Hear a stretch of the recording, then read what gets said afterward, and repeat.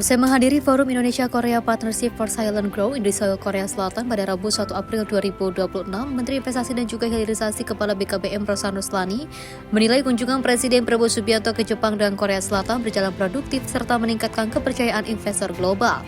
Keterlibatan langsung Presiden dalam dialog dengan pelaku usaha disebut menjadi faktor utama respon positif dunia bisnis. Dalam rangkaian kunjungan tersebut, pemerintah menggelar berbagai pertemuan strategis dengan ratusan pengusaha dan juga perusahaan besar dari kedua negara.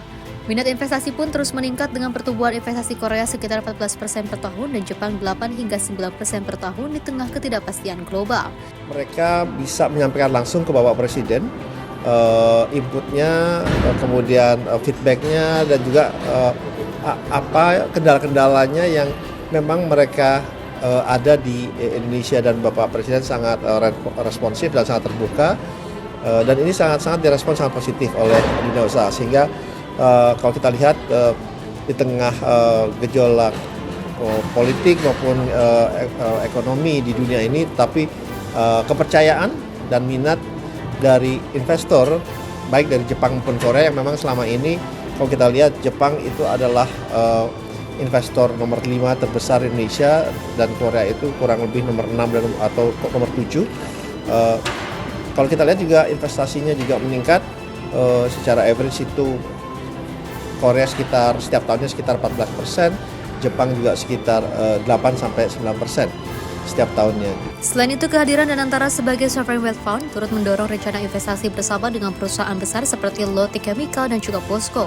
Kami memang dalam proses menindaklanjuti untuk investasi bersama-sama dengan Lotte Chemical dan juga dengan POSCO, dengan nilai investasinya kurang lebih itu bersama-sama bisa mencapai 6 miliar dolar Amerika. Karena itu adalah modal utama dari setiap investasi yang merupakan adalah long term commitment kepada Indonesia, dan ini juga diakui oleh mereka semua, sehingga investasi yang masuk itu mereka malah menyampaikan untuk yang fase kedua, sekaligus sebagai kepala Danantara melihat ini adalah suatu hal yang sangat positif, dan kami meyakini ke depannya investasi yang masuk ke Indonesia ini akan terus berkembang dan memberikan kembali lagi yang Bapak Presiden sampaikan berkaitan manfaat untuk kita semua.